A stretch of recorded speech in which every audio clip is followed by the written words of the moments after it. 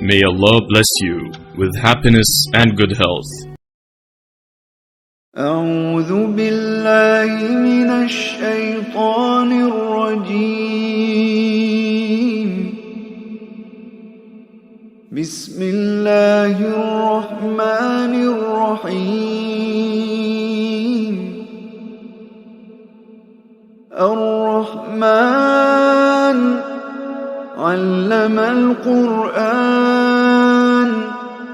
خلق الإنسان علمه البيان. الشمس والقمر بحسبان والنجم والشجر يسجدان. والسماء رفعها ووضع الميزان ألا تطغوا في الميزان وأقيموا الوزن بالقسط ولا تخسروا الميزان. والأرض وضعها للأنام فيها فاكهة والنخل ذات الأكمام والحب ذو العصف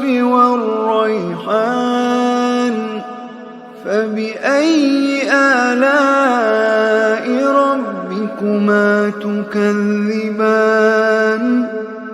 خلق الإنسان من صلصال كالفخار وخلق الجان من مارج من نار. فبأي آلاء ربكما تكذبان؟ رب المشرقين ورب المغربين.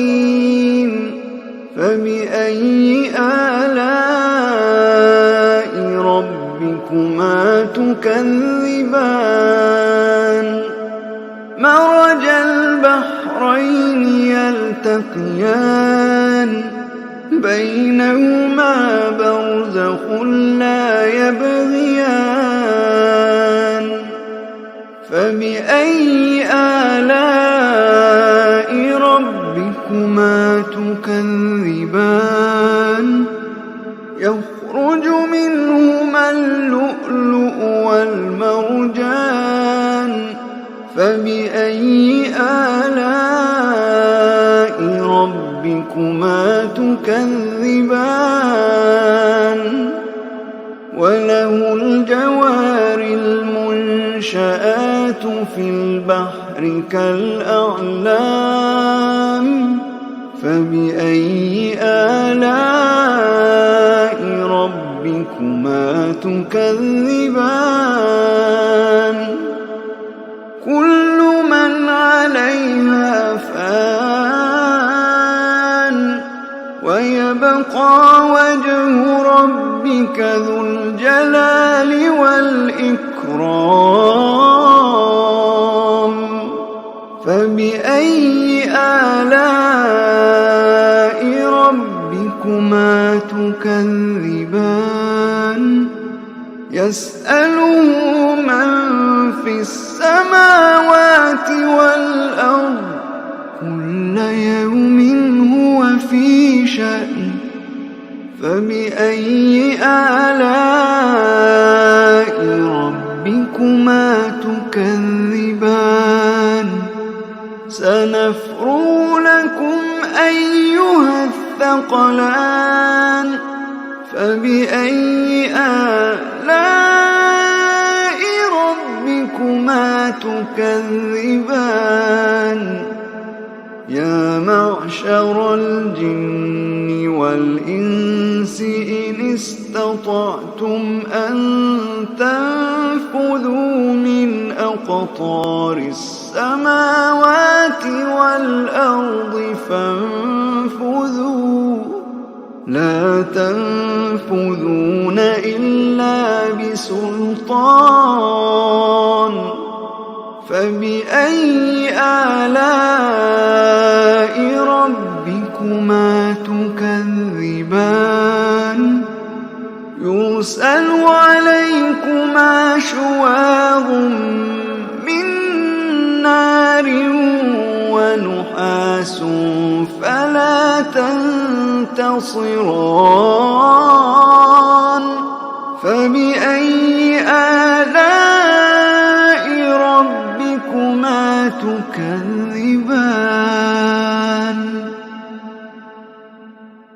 فإذا انشقت السماء فكانت وردة كالدهان فبأي آلاء ربكما تكذبان فيومئذ لا يسأل عن ذنبه إنس ولا جان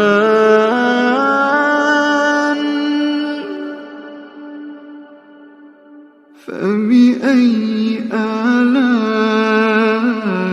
ربكما تكذبان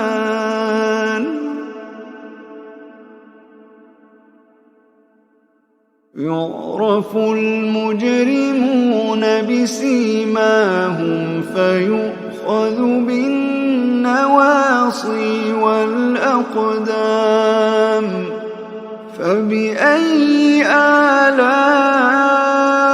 ربكما تكذبان هذه جهنم التي يكذب بها المجرمون يطوفون بينها وبين حميم آن فبأي آلاء ربكما تكذبان ولمن خاف مقام ربه جنتان فبأي آلاء ربكما تكذبان ذواتا أفنان فبأي آلاء ربكما تكذبان فيهما عينان تجريان فبأي آلاء ربكما تكذبان فيهما من كل فاكهة زوجان فبأي آلاء ربكما تكذبان متكئين على فرش بطائنها من استبرق وجنى الجنتين دان فبأي آلاء ربكما تكذبان فيهن قاصرات الطرف لم يطمثهن إنس قبلهم ولا جان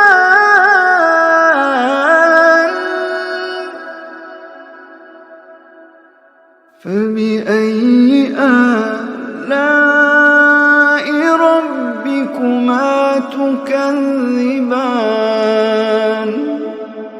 كأنهن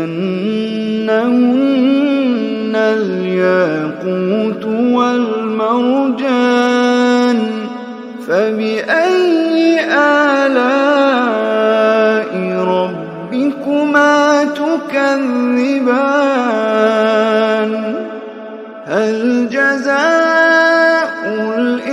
الإحسان إلا الإحسان فبأي آلاء ربكما تكذبان ومن دونهما جنتان فبأي آلاء ربكما تكذبان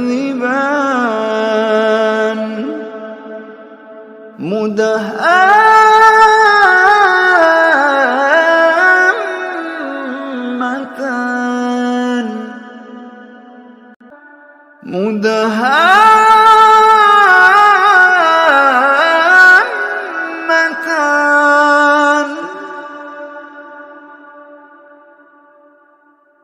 فبأي آلاء ربكما تكذبان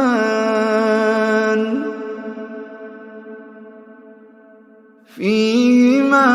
عينان نضاختان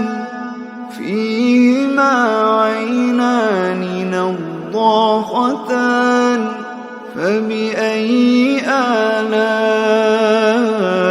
ربكما تكذبان فيهما فاكهة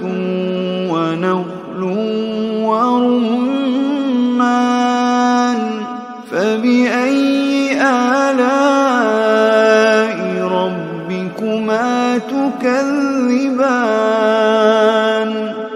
فيهن خيرات حسان فبأي آلاء ربكما تكذبان حور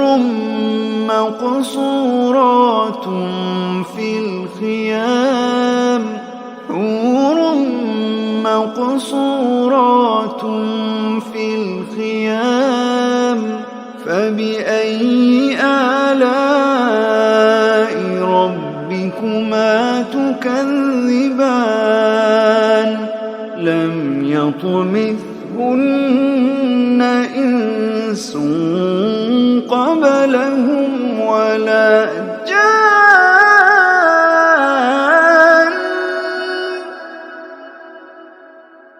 فبأي آلاء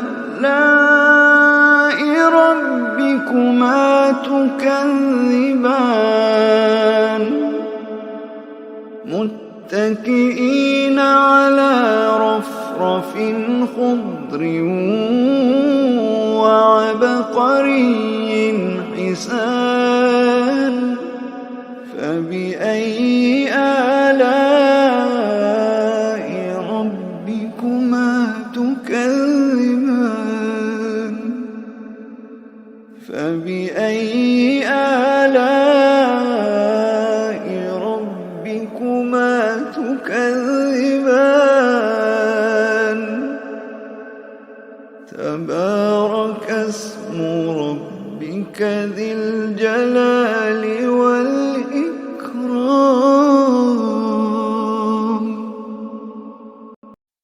بسم الله الرحمن الرحيم تبارك الذي بيده الملك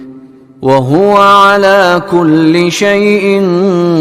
قدير الذي خلق الموت والحياة ليبلوكم أيكم أحسن عملا وهو العزيز الغفور الذي خلق 7 سماوات طباقا ما ترى في خلق الرحمن من تفاوت فارجع البصر هل ترى من فطور ثم ارجع البصر كرتين ينقلب إليك البصر خاسئا وهو حسير ولقد زينا السماء الدنيا بمصابيح وجعلناها رجوما للشياطين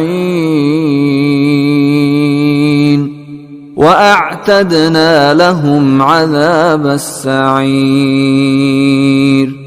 وللذين كفروا بربهم عذاب جهنم وبئس المصير إذا ألقوا فيها سمعوا لها شهيقا وهي تفور تكاد تميز من الغيظ كلما ألقي فيها فوج سألهم خزنتها ألم يأتكم نذير قالوا بلى قد جاءنا نذير فكذبنا وقلنا ما نزل الله من شيء إن أنتم إلا في ضلال كبير وقالوا لو كنا نسمع أو نعقل ما كنا في أصحاب السعير فاعترفوا بذنبهم فسحقا لأصحاب السعير إن الذين يخشون ربهم بالغيب لهم مغفرة وأجر كبير وأسروا قولكم أو اجهروا به إنه عليم بذات الصدور ألا يعلم من خلق وهو اللطيف الخبير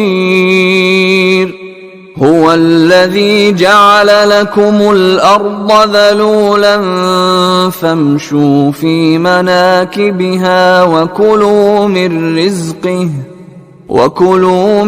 رزقه وإليه النشور أأمنتم من في السماء أن يخسف بكم الأرض فإذا هي تمور أم أمنتم من في السماء أن يرسل عليكم حاصبا فستعلمون كيف نذير ولقد كذب الذين من قبلهم فكيف كان نكير أولم يروا إلى الطير فوقهم صافات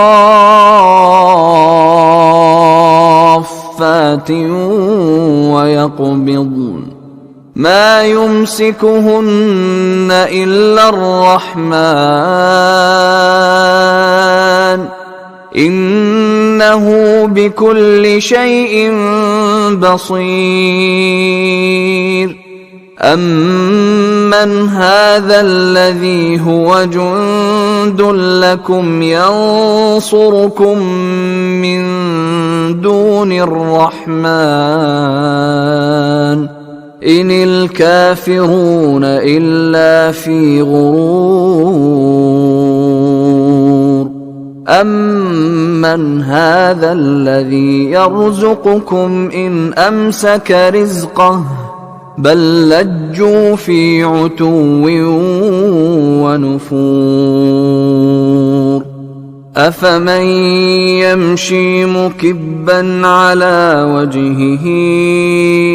أهدى أمن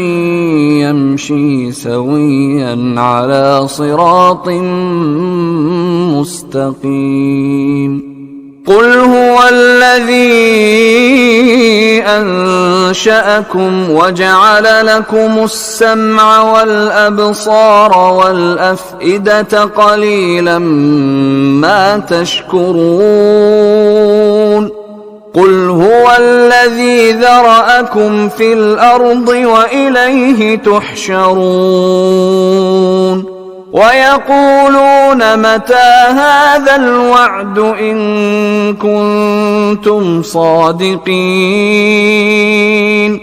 قل إنما العلم عند الله وإنما أنا نذير مبين فلما رأوه زلفة سيئت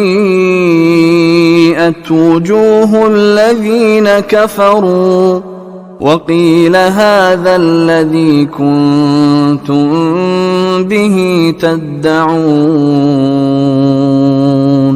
قل أرأيتم إن أهلكني الله ومن معي أو رحمنا فمن يجير الكافرين من عذاب أليم قل هو الرحمن آمنا به وعليه توكلنا فستعلمون من هو في ضلال مبين قل أرأيتم إن أصبح ماؤكم غورا فمن يأتيكم بماء معين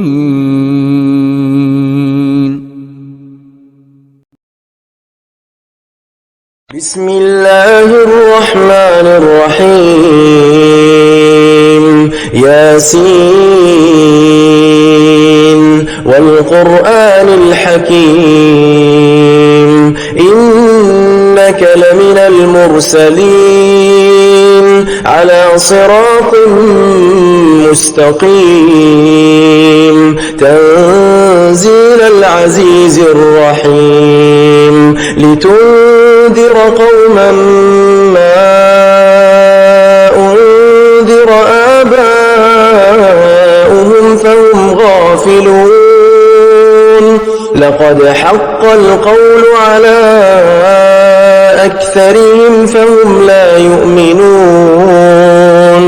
إنا جعلنا في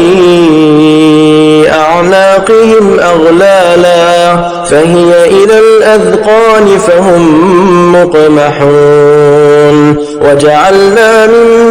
بين أيديهم سدا ومن خلفهم سدا فأغشيناهم فهم لا يبصرون وسواء عليهم أأنذرتهم أم لم تنذرهم لا يؤمنون إنما تنذر من اتبع الذكر وخشي الرحمن بالغيب فبشره بمغفرة وأجر كريم إنا نحن نحيي الموتى ونكتب ما قدموا وآثارهم وكل شيء أحصيناه في إمام مبين واضرب لهم مثلا أصحاب القرية إذ جاءها المرسلون إذ أرسلنا إليهم 2 فكذبوهما فعززنا بثالث فقالوا إنا إليكم مرسلون قالوا ما أنتم إلا بشر مثلنا وما أنزل الرحمن من شيء إن أنتم إلا تكذبون قالوا ربنا يعلم إنا إليكم لمرسلون وما علينا إلا البلاغ المبين قالوا إنا تطيرنا بكم لئن لم تنتهوا لنرجمنكم وليمسنكم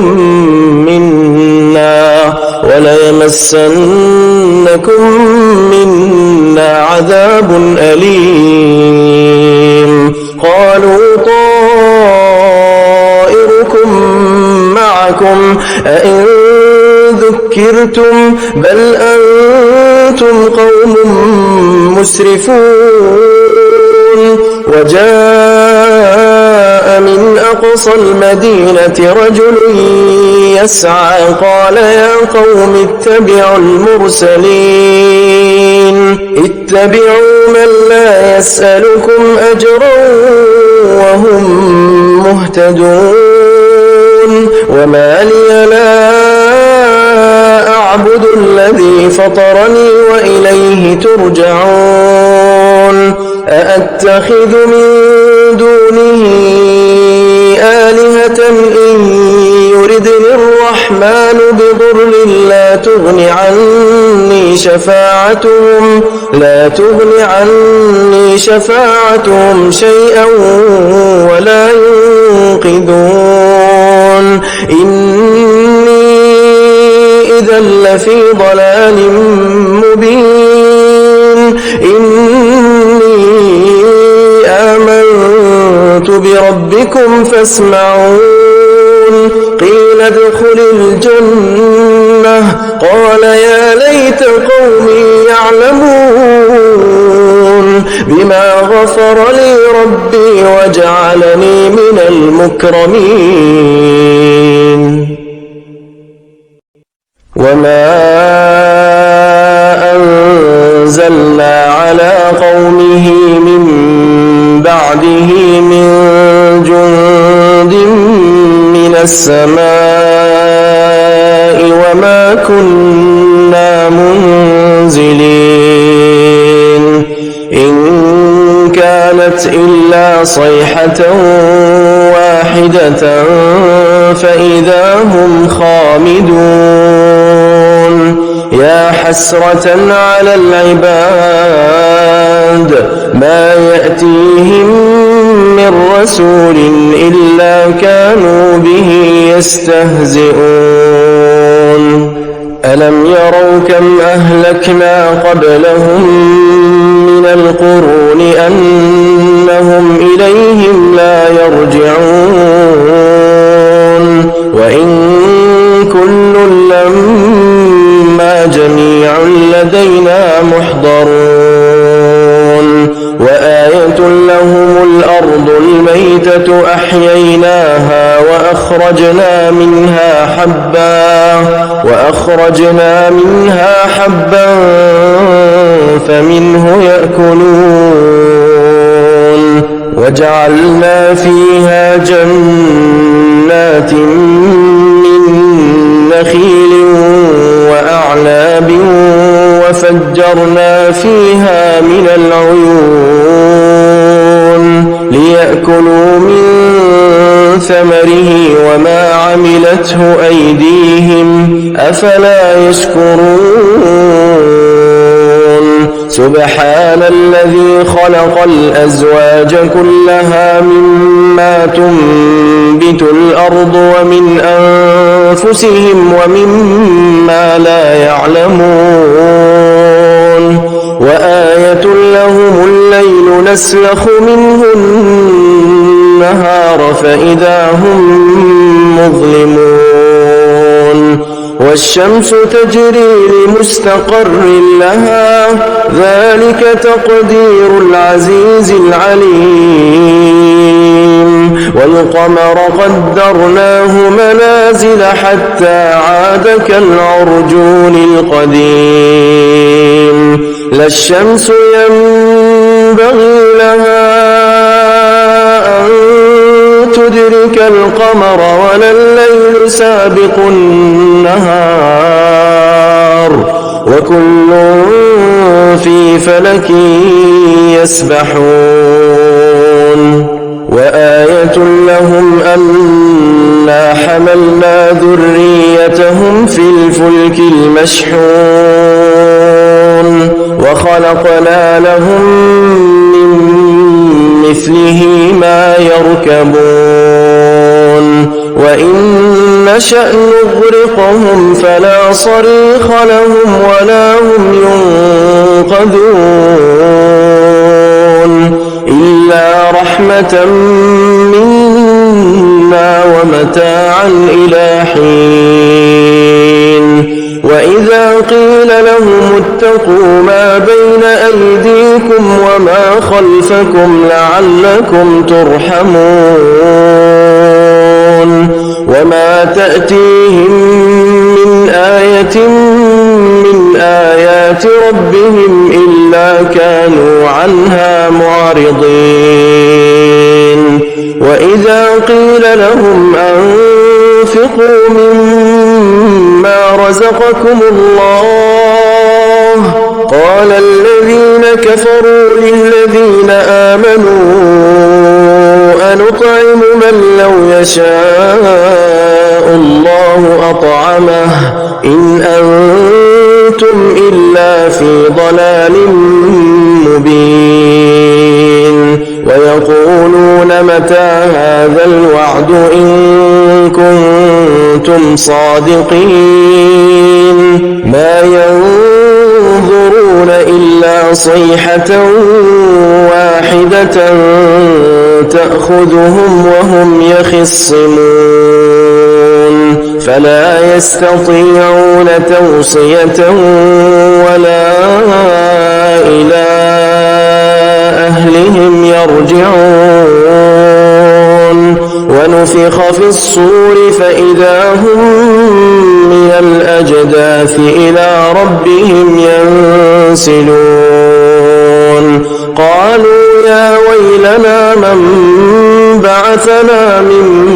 مرقدنا هذا ما وعد الرحمن وصدق المرسلون إن كانت إلا صيحة واحدة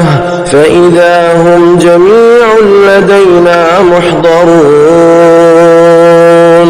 فاليوم لا تظلم نفس شيئا ولا تجزون إلا ما كنتم تعملون إن أصحاب الجنة اليوم في شغل فاكهون هم وأزواجهم في ظلال على الأرائك متكئون لهم فيها فاكهة ولهم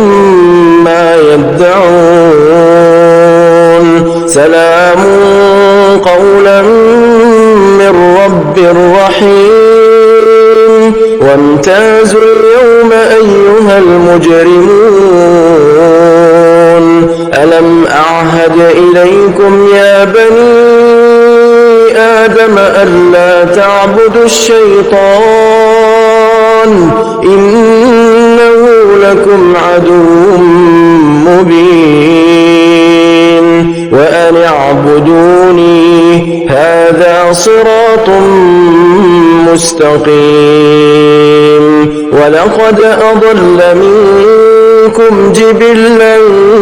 كثيرا أفلم تكونوا تعقلون هذه جهنم التي كنتم توعدون اصلوها اليوم بما كنتم تكفرون اليوم نختم على أفواههم وتكلمنا أيديهم وتشهد أرجلهم بما كانوا يكسبون ولو نشاء لطمسنا على أعينهم فاستبقوا الصراط فاستبقوا الصراط فأنى يبصرون ولو نشاء لمسخناهم على مكانتهم فما استطاعوا مضيا ولا يرجعون ومن نعمره ننكسه في الخلق أفلا يعقلون وما علمناه الشعر وما ينبغي له إن هو إلا ذكر وقرآن مبين لينذر من كان حيا ويحق القول على الكافرين أولم يروا أنا خلقنا لهم مما عملت أيدينا أنعاما فهم لها مالكون وذللناها لهم فمنها ركوبهم ومنها يأكلون ولهم فيها منافع ومشارب أفلا يشكرون واتخذوا من دون الله آلهة لعلهم ينصرون لا يستطيعون نصرهم وهم لهم جند محضرون فلا يحزنك قولهم إنا نعلم ما يسرون وما يعلنون أولم ير الإنسان أنا خلقناه من نطفة فإذا هو خصيم مبين وضرب لنا مثلا ونسي خلقه قال من يحيي العظام وهي رميم قل يحييها الذي أنشأها أول مرة وهو بكل خلق عليم الذي جعل لكم من الشجر الأخضر نارا فإذا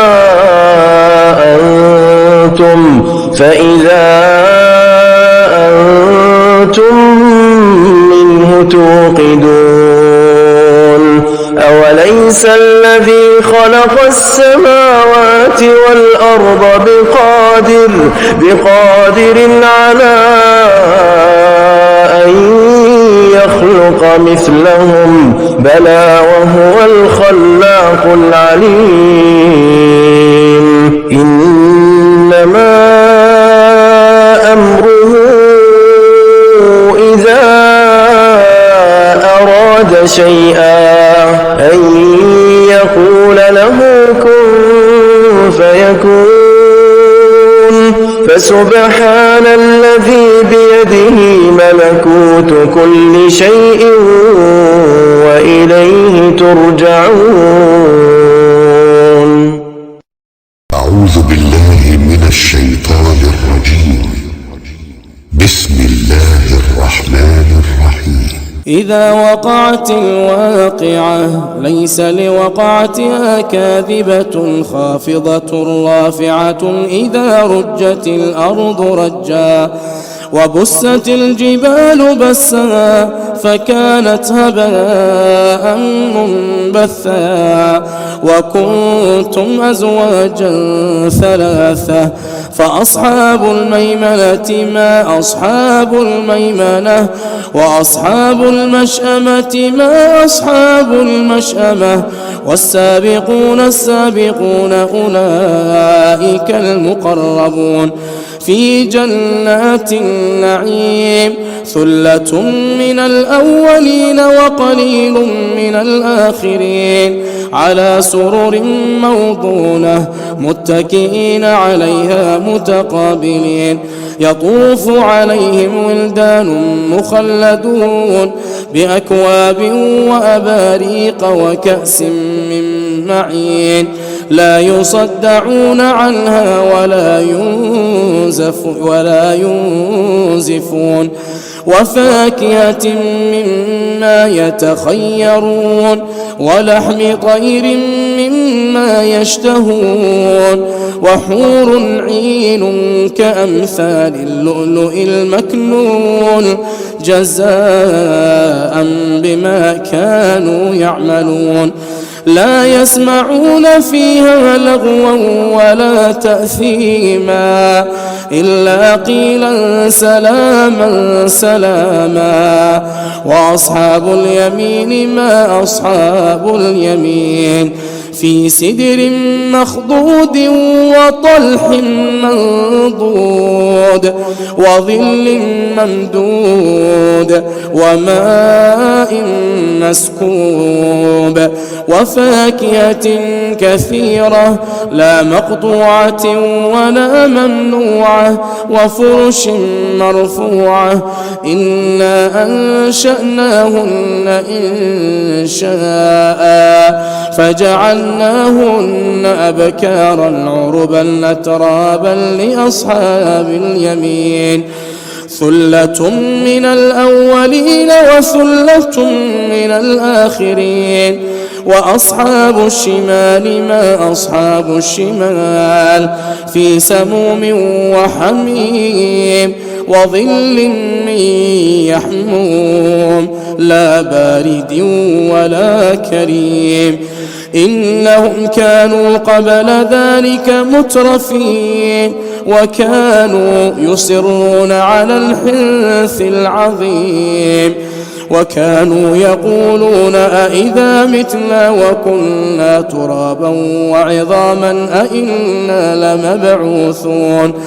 أو آباؤنا الأولون قل إن الأولين والآخرين لمجموعون إلى ميقات يوم معلوم ثم إنكم أيها الضالون المكذبون لآكلون من شجر من زقوم فمالئون منها البطون فشاربون عليه من الحميم فشاربون شرب الهيم هذا نزلهم يوم الدين نحن خلقناكم فلولا تصدقون أفرأيتم ما تمنون أأنتم تخلقونه أم نحن الخالقون نحن قدرنا بينكم الموت وما نحن بمسبوقين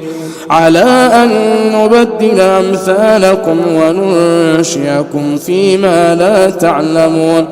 ولقد علمتم النشأة الأولى فلولا تذكرون أفرأيتم ما تحرثون أأنتم تزرعونه أم نحن الزارعون لو نشاء لجعلناه حطاما فظلتم تفكهون إنا لمغرمون بل نحن محرومون أفرأيتم الماء الذي تشربون أأنتم أنزلتموه من المزن أم نحن المنزلون لو نشاء جعلناه أجاجا فلولا تشكرون أفرأيتم النار التي تورون أأنتم أنشأتم شجرتها أم نحن المنشئون نحن جعلناها تذكرة ومتاعا للمقوين فسبح باسم ربك العظيم